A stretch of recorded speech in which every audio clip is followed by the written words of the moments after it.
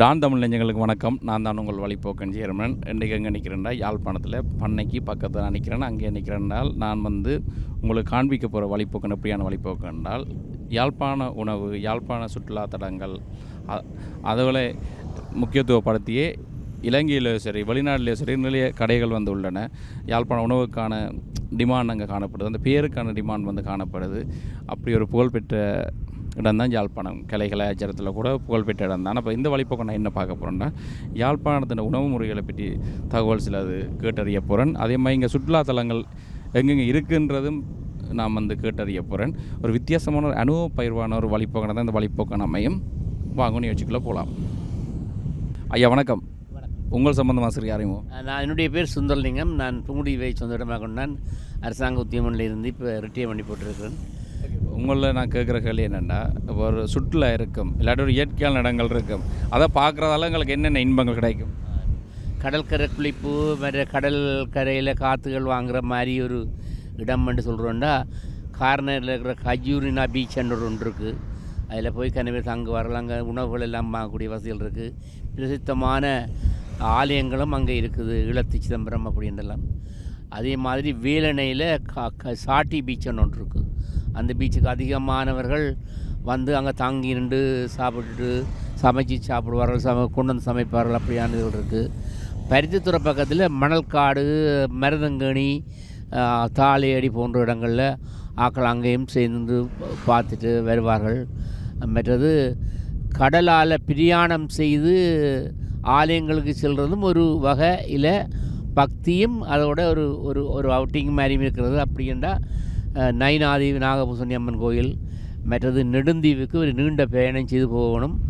அங்கே பிருக்கு மரம் என்ற ஒரு பெரிய மரம், மற்றது அங்கே உள்ள ஆக்களின் வாழ்க்கை முறை, இவ்வளவு தூரத்தில் ஏன் வாழுகிறார்கள், என்ன காரணம், அவர்களுக்கு என்ன பிடிப்பு என்றதெல்லாம் பார்க்குறது என்றால் அந்த ஊருக்கு போக வேண்டும். இவ்வாறான இடங்களில் போயிருக்க எப்படியான உணர்வுகள் எங்களுக்கு ஏற்படுது? நாங்கள் ஒரு பழமையான, இன்னும் அது பெருசாக டெவலப் பண்ணப்படாத ஒரு இடத்துக்கு போகிற மாதிரி தான் தெரியும் தோற்றம். ஏன்னா எத்தனையோ ஜென்ரேஷனாக வள்ளங்கள் தானே பிரயாணம் செய்து போகிறார்கள். இப்படி பாதைகளால் செல்வதில்லை தானே. அப்போ ஒரு வித்தியாசமான மனமாற்றங்கள் இல்லாட்டிக்கு அங்கே உள்ள எதையும் பார்க்க ஒரு புதுமையாக இருக்கும். இப்போ ஒரே நகரத்தில் ஃப்ளட்ஸும் காரும் ரோட்டுமாக வாழ்ந்த வாழ்க்கையை விட இது ஒரு எளிதாக்கப்பட்ட அந்நியமாக வாழ்கிற ஒரு உணர்வு எடுக்க முடியும். ஓகே, இங்கே யாழ்ப்பாணத்தை பொறுத்தவரை யாழ்ப்பாணத்தின் உணவுக்குன்ற டிமாண்ட் ஒன்று இருக்குது. யாழ்ப்பாணத்தின் உணவு பாரம்பரியம் என்ற டிமாண்ட் ஒன்று இருக்குது. அதுவும் கூட பேரவில் எப்படி இருக்குது? யாழ்ப்பாணத்தை இந்த உணர்வு அந்த அந்த பேர் எடுத்து தந்தது எங்களோட உணவு முறைகள் எப்படி இருக்குது? இயற்கையாக கிடைக்கக்கூடிய பொருளிலிருந்து செய்யக்கூடியதாக இப்படி ஒடியல் புட்டு, கூழ்,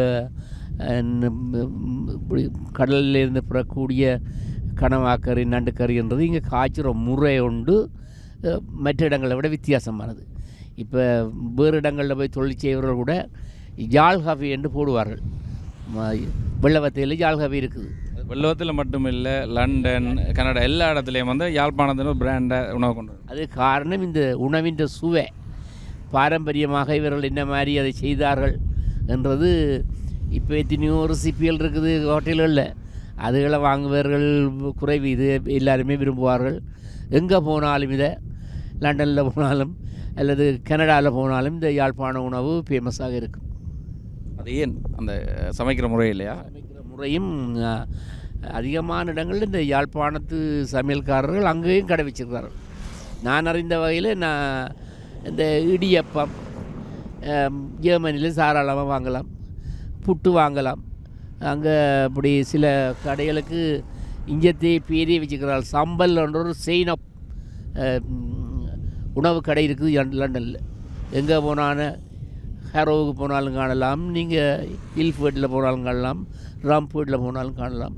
சம்பல்ன்றது இங்கே தேங்காயை வச்சு உருவாக்கப்பட்ட ஒரு ருசியான உணவு.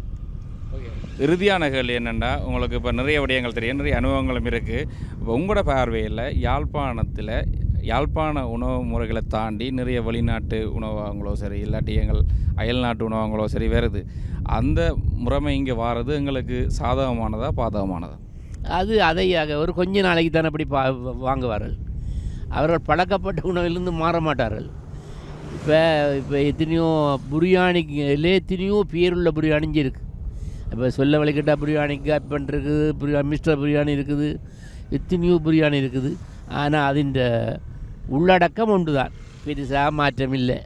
அது ஒரு ஆக்கள்கிட்ட இப்போ வெளிநாட்டில் இருந்து கையில் காசு அதிகம் புழங்குறதாலும் ஒரு புது உணவை பேகர் சென்றார்கள். இப்போ தான் முதல் பேகர் கிங் அப்படிலாம் வந்திருக்குது. மற்றது இந்த KFC எல்லாம் இப்போ தான் இங்கே உருவாகிருக்குது. அதுக்கு முந்தி அது இல்லை. என்ன தான் செய்தாலும் அந்த பழசிலிருந்து வர விட மாட்டார். உங்களோட பார்வையில் அனுபவத்திலேயும் யாழ்ப்பாண சமையல் முறை எங்களோட பாரம்பரிய முறை வீடுகளில் மாறையில் தானே, வீட்டில் சமைக்கிற அதே முறை தான் மாறவே இல்லை. வீடுகளில் பிரியாணி சமைப்பதில்லை. நான் சொன்ன ஏற்கனவே உள்ள புட்டு, இடியப்பம், அப்பம், தோசை, இட்லி அப்படியான சமைப்பவர்களையே ஏதாவது ஒரு ஃபங்க்ஷனுக்கு பிரியாணி சமைச்ச வழியும் மற்றபடி சமைக்க மாட்டோம். ஓகே, அப்போ எங்கள் கலாச்சாரமும் எங்களோட உணவு முறை மாற்ற முடியாது. ஓகே, நன்றி.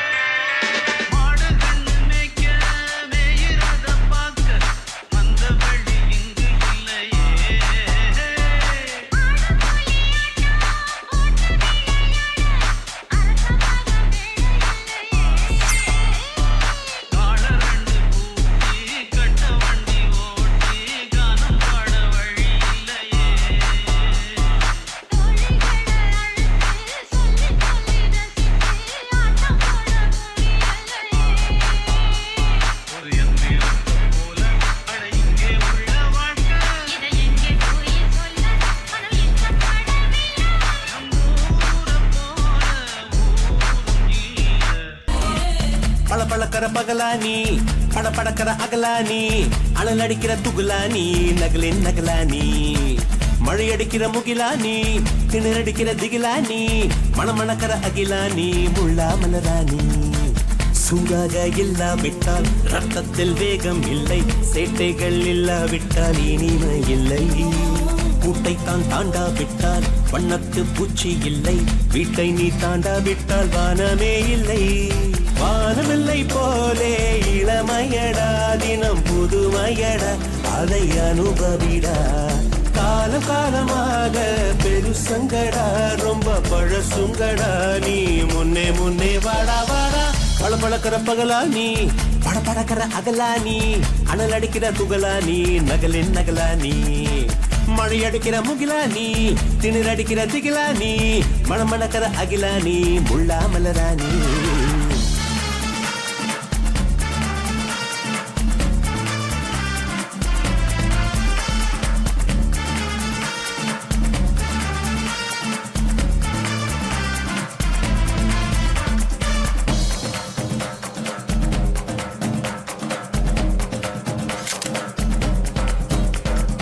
எட்டி தொடும் வயது இது, ஒரு வெட்டு கத்தி போலிருக்கும். அதிசயம் என்னவென்றால் அதன் இரு பக்கம் கூறியிருக்கும். கனவுக்கு செயல் கொடுத்தால் அந்த சூரியனில் செடி முளைக்கும். புலன்களை அடக்கி வைத்தால் தினம் புது புது சுகம் கிடைக்கும். குத்தும் வாணி உன் ஏழி என்று காமி, பல இன்பம் மல்லி சேர்த்து ஒரு மூட்டை கட்டி வாணி வாணி. பழப்பழக்கிற பகலானி, படபடக்கிற அகலானி, அனல் அடிக்கிற துகுலானி, நகலின் நகலானி, மழை அடிக்கிற முகிலானி, திணற அடிக்கிற திகிலானி, மணமணக்கிற அகிலானி, முள்ளா மலரானி.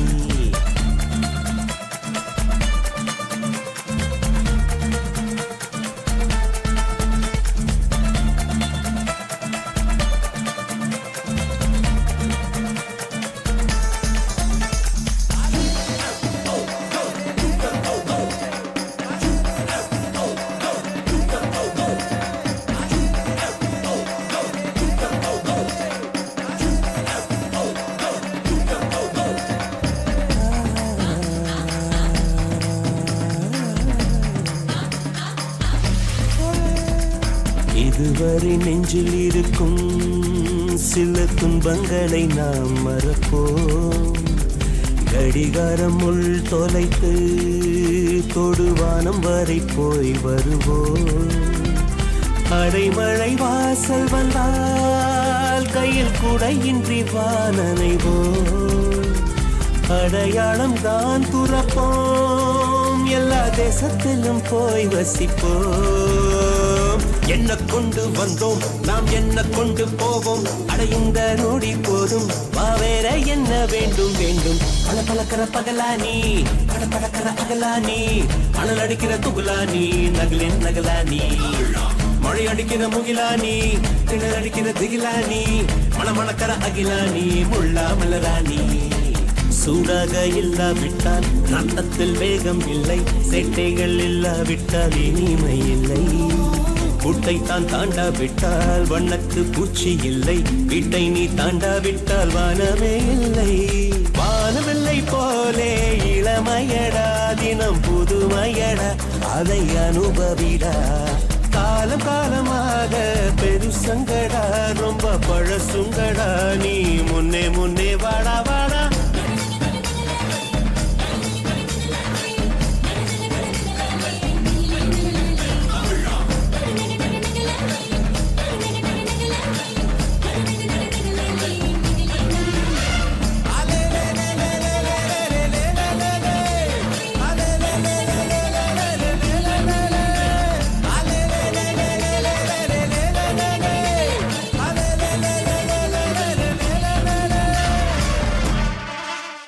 வணக்கம். உங்கள் சம்பந்தமாக சிறிய அறிமுகம்.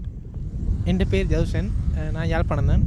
உபாவலச பல்கலைக்கழகம் சும்மா இன்றைக்கு நாங்கள் பண்ணைக்கு. என் பேர் விஷ்ணு, நானும் யாழ்ப்பாணம் தான், படிக்கிற உபாவலச யூனிவர்சிட்டி. சும்மா இப்போ லீவில் வந்து நிற்கிறோம். நீங்கள்? என் பேர் வந்து பரிஷித், நானும் ஜெஃப்னா தான். நான் படிக்க வந்து மொரட்டோ கேம்பஸில் இப்போ லீவுக்கு வந்து நிற்கிறேன். ஓகே, அப்போ உங்கள்கிட்ட கேட்கணும். இப்போ யாழ்ப்பாணத்தின் உணவு வந்து நீங்கள் பல்கலைக்கழகம் போன அப்புறம் மிஸ் பண்ணியிருப்பீங்க. இந்த அம்மாண்ட சாப்பாடாக இருந்தாலும் சரி, யாழ்ப்பாணத்தை உணவு சரி. அப்படி யாழ்ப்பாணத்த உணவில் வந்து உங்களுக்கு பிடிச்ச விஷயம் என்ன? இந்த உணவு உங்களுக்கு பிடிக்கும்? எனக்கு மிகவும் பிடித்த உணவுண்டா புட்டு முட்டை பொரியலும் அங்கே ரொம்ப மிஸ் பண்ணாங்க. ஆட்டிறைச்சி அங்கே எடுக்கிற கஷ்டம். அதே தான், புட்டு ஆட்டிறைச்சி அது அங்கே இல்லை. அங்கே வந்து ஃபுல்லாக சோறு தான் சாப்பிடுவாங்க. அப்போ இங்கே வந்து நாங்கள் அந்த வித்தியாசமான உணவோட மிஸ் பண்ணுறோம் அங்கே போனோம்னா. இப்போ அங்கே போயிட்டு அந்த உணவு முறைக்கு உங்களுக்கு பழகி கொள்றதுக்கு இவ்வளோ கால டைம் எடுத்த? நீங்கள் பல்கலை இங்கேருந்து தானே படித்து போயிருப்பீங்க. இவ்வளோ கால டைம் எடுத்த அந்த உணவு முறைகளை நீங்கள் பழகி கொள்றதுக்கு? சுமார் 3 மாதம். இடைக்கில் போன புதுசில் சரியான கஷ்டமாக இருந்தது. பிறகு போக கொஞ்சம் பழகிட்டு ஒரு 2-3 மாதம் எடுத்தது. அங்கே பெரும்பாலும் எல்லா நேரம் சோறு தான் பெரும்பாலும் சாப்பிடுவாங்க. அது கொஞ்சம் வித்தியாசமாக இருந்தது. இப்போ இந்த போக பழகிட்டு அதுக்கு மாதிரி மாறியாச்சு. என்ன கேட்டால் நான் இன்னும் பழகையில தான் சொல்லுவேன். 3rd year போய் படிச்சுட்டுருக்கேன், இன்னும் பழகையில். சாப்பிட்றது ஒரு வேலை இருக்கும் அங்கே போனேன். அதான் பிரச்சனை. இங்கே வாங்கி நாங்கள் நச்ச மாதிரி சாப்பிடல. அங்கே 3 நேரம் சோறு மாதிரி தான். அப்போ இந்த சாப்பிட இன்னும் மிஸ் பண்ணுற மாதிரி தான் கிட்டத்தட்ட. ஓகே, இப்போ இன்னொரு கேள்வி என்னென்னா, யாழ்ப்பாணத்தில் உங்களோட நண்பர்கள்லாம் வந்திருப்பீங்க. நீங்கள் நிறைய பேரை வந்து யாழ்ப்பாணம் சுற்றி காட்டியிருப்பீங்க. உங்களுக்கு அது விளங்கியிருக்கும். இப்போ நீங்கள் அங்கே பல்கலைக்கழகங்கள் படிக்க முடியாது. இங்கே சுற்றுலாத்தலங்கள்லாம் நீங்கள் எதை சொல்லுவீங்க முக்கியமானது? ஒரு சிலது கூட இங்கே வேறு நண்பர்கள், சிங்கள நண்பர்கள் வந்தால் இங்கே நல்லூருக்கு கூட்டி அனுபவம். வேறு இங்கே ரிலாக்ஸாக இருந்து கதைக்கிறதுக்கு இங்கே பண்ணைக்கு வர்றது கூட. வேறு காங்கேஸ்வர பீச்சுக்கு போனாங்க. அவ்வளோதான். அதோட இப்போ நீங்கள் பண்ணையெல்லாம் நம்ம 2 நிகழ்ச்சி செய்கிறோம். பண்ணைக்கு வர்றதுக்கான காரணம் என்ன? பண்ணைக்கு வரேன்டா கூட படித்து அங்கேருந்து படித்து ஸ்ட்ரெஸ்ஸாக தான் இங்கே வருவோம். அப்போ இங்கே வந்து கூட ரிலாக்ஸ் பண்ணுறதுக்கு இங்கே வந்து எவ்வளோ நல்ல காற்றாக இருக்கும். அதனால் இங்கே இருக்கிறது கூட வந்து இப்படியங்களை வந்து காய்ச்சி கொண்டு இருக்கலாம். பண்ணையாக இருக்கும், அந்த அமைதியான சூழலாக இருக்கும். கடல் வானம் அப்படி இயற்கையாக நல்லா இருக்கும். அதே மாதிரி தான் ஸ்ட்ரெஸ்ஸாக இருக்கல இங்கே வரைக்கும் கொஞ்சம் ரிலாக்ஸாக இருக்கிற மாதிரி இருக்கும். நல்லா காற்று குளிரான டைம். அது இந்த 6 மணி இந்த டைமுக்கு வந்தால் சன்செட்டும் நல்லா இருக்கும். அப்போ முக்கியமாக சன்செட் பார்க்குறதுக்காண்டி நான் வருது. நீங்கள் பல்கலைக்கழகம் போயிட்டு இங்கே திரும்பி வரைக்கும் இங்கே இருக்கிற இடங்களை பார்க்குற பார்வைகள் உங்களுக்கு மாறி இருக்கா? இங்கே இருக்கிற இடங்கள் அதுவும் இல்லாமல் வந்து உங்களோட பார்வையில் ஒரு மேட்டம் தெரியுதா? இந்த அழகுகள், ரசிக்கக்கூடிய இடங்கள் இருக்குது, இல்லை இந்த நிலத்தின் தன்மைகள் உங்களுக்கு புரியக்கூடிய மாதிரி இருக்கா? உண்மையாக சொல்லணும்னா கொழும்பில் போய் நின்றா உங்களுக்கு அங்கே ஒரு வித்தியாசமான ஒரு சூழ்நிலை, ஒரு சூழல் மாதிரி இருக்கும். என்னென்னு சொல்கிறேன், இப்போ தொடர்ந்து டிராஃபிக்காக இருக்கும். இப்போ ஒரு இடத்துல இன்னொருத்துக்கு போகிறதுக்கே ஒரு 3-4 சிக்னலில் நிற்கணும். அப்படி அதை ஒரு இங்கே வந்து கம்பேர் பண்ணி பார்க்கல, இங்கே வந்து உங்களுக்கு ஒரு என்ன உண்மையை சொல்லணும்னா யாழ்ப்பாணம் ஒரு சொர்க்கம் மாதிரி தான் இருக்கும். உங்களுக்கு என்னென்னா நீங்கள் இங்கே இருந்துட்டு போயிட்டு அங்கே படிக்கிறீங்களானே, அப்போ இங்கே இருக்கவங்க யாழ்ப்பாணத்தில் சில இடங்களை வந்து பார்க்க சில உணர்வுகள் சில பந்தங்கள் வந்து வந்திருக்காது. இப்போ நீங்கள் கொழும்புக்கு போயிட்டோ இல்லாட்டி ஊவாவில் போயிட்டு நீங்கள் திரும்பி வந்து பார்க்க எப்படி இருக்குது யாழ்ப்பாணத்தை பார்க்க? கூட வீடை தான் மிஸ் பண்ணுறோம் நாங்கள். வேறு எங்களோட அம்மாண்ட சித்தி வீடு அங்கே தான் கூட போய் ஸ்டே பண்ணுறது. அப்புறம் கூட வீட்டை தான் மிஸ் பண்ணுறது. மற்றது வேறு நண்பர்கள்ட வீடும் இருக்குது. இப்போ சில நேரம் எங்களுக்கு லீவ் வேண்டாம், அவங்களுக்கு லீவ் இருக்காது. அப்போ கூட ஃப்ரெண்ட்ஸின் வீட்டு தான் போய் ஃபன் பண்ணுறேன். அப்படி வீட்டில் இருக்கிற ஃபீல் மாதிரி வராது. அங்கேண்டா இன்னும் தொடர்ந்து போர்டிங் இல்லாட்டி ஹாஸ்டலில் இருக்கணும், இல்லாட்டி யூனிக்கில் இருக்கணும். வெளியில் சுற்றிலி அந்தளத்துக்கு அமையாது.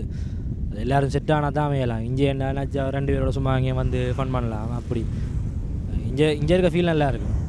ஓகே, உங்களுக்கு கடைசி கேள்வி, இப்போ நீங்கள் படிக்கிறீங்க பல்கலைக்கழகத்தில், நாளைக்கு ஒரு வேலை கொண்டு போகிறீங்க. வேலை உங்களுக்கு கிடைச்சோடனே பெரிய பெரிய சிட்டியில் போய் வேலை செய்ய போகிறீங்களா இலங்கையிலேயே, இல்லாட்டி வந்து வெளிநாட்டில் போய் வேலை செய்ய போகிறீங்களா, இல்லாட்டி நீங்கள் யாழ்ப்பாணத்துலாம் வேலை செய்வீங்களா? என்னை பொறுத்தவரையில் எனக்கு வந்து நான் ஒர்க் பார்த்துனுண்டா நான் கம்ப்யூட்டர் சயின்ஸ் தான் படிக்கிறேன். ஸோ இதாக சொல்லணும்னா ஜெஃப்னாவில் இப்போ பெரிய அளவில் கம்பெனிஸ் வரையில் 1-2 இருக்குது. அது பெரிய பிளான் இல்லை. கொழும்பில் நல்ல ஒர்க்ஸ் கிடச்சுன்னா அங்கே செய்யலாம், இல்லாட்டி அதுலேருந்து நான் ஃபாரினுக்கு போகிறேன்டா அப்படியும் ட்ரை பண்ணலாம். ஆனால் உண்மையாக சொல்லணும்னா ஜெஃப்னாவில் ஒரு ஒர்க் நான் எக்ஸ்பெக்ட் பண்ணுற மாதிரி கிடைக்கும்னா அதுக்கு தான் போவேன். ஷூர்.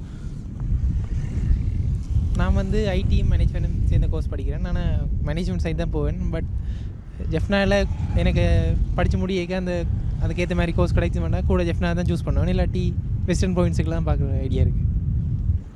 என்ன இருந்தாலும் சொந்த இடத்துல இருக்கிற மாதிரி இது வராது. யாழ்ப்பாணத்தில் இருக்க தான் விருப்பம். ஆனால் ஆப்பர்ச்சுனிட்டி எங்கே கிடைக்கின்றதான விஷயம். ஆப்பர்ச்சுனிட்டி கிடைக்கிற இடத்துல அதுக்கேற்ற மாதிரி வாழ்க்கை அமைச்சு கொள்ளணும். அது கொழும்பு வெளிநாடோ பார்த்து செய்ய வேண்டியதான். ஓகே, நன்றி. யாழ்ப்பாணம் அன்றும் சரி என்றும் சரி இன்றும் சரி உலகமே திரும்பி பார்க்குற இடம் தான். அங்கே கலை கலாச்சாரம் உணவு முறை வீரம் அனைத்துமே உலகறிந்த விடயம்தான். அந்த விதத்தில் யாழ்ப்பாண உணவு முறைகளை வைத்து கொண்டே வெளிநாடுகளில் நிறைய உணவுகள் வந்து யாழ்ப்பாண உணவு முறைகளை வைத்து நிறைய பேர் வருமானங்கள் ஈட்டிக் கொள்கிறார்கள். அதை கொண்டு லாபம் சம்பாதிக்கிறார்கள்.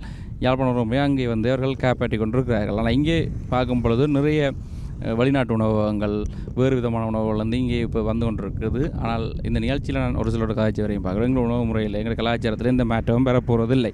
அதை தாண்டி வந்து இங்கே கடல் மூலமோ இல்லாட்டி விமானம் மூலமோ இல்லாட்டி வந்து நாங்கள் புகையிரதம் தரை அனைத்து வழிகளிலையும் வந்து இங்கே வந்து செல்லக்கூடிய நிலைப்பாடுகள் இப்போது காணப்படுகிறது. இங்கே இருக்க சுற்றுலாத்தலங்கள் வளரும் இடத்தில் தான் இங்கே இருக்கிற வருமானங்கள் ஈட்டிக் கொள்ளக்கூடியமாக இருக்கும். எங்களிடம் வந்து இன்னும் மேலதிகமாக நிறைய பேர் தெரியக்கூடியமாக இருக்கும். எங்களோட பண்பாடும் நிறைய பேர் அறியக்கூடியமாக இருக்கும். இங்கே காணப்படுற மக்கள் வந்து அதனால் தங்கள் வாழ்வியலை இலவாக கொண்டு செல்லக்கூடிய இடமாக இந்த இடம் மாறிக்கொண்டு வரும். அதை காண்பிக்கிறது தான் இந்த வழிப்போக்கன் உங்களுக்கு நான் காண்பிக்க முன்மொழிந்தேன். ஒரு சிலர் தான் சந்திச்சினான். இந்த வழிப்போக்கன் உங்களுக்கு பிடிச்சிருக்குன்னு நம்புகிறேன். இன்னும் ஒரு வழிப்போக்கன் உங்களை சந்திக்கும் முறை உங்களுடன் விளைவுறது உங்கள் வழிப்போக்கன் சேர்மன். நன்றி, வணக்கம்.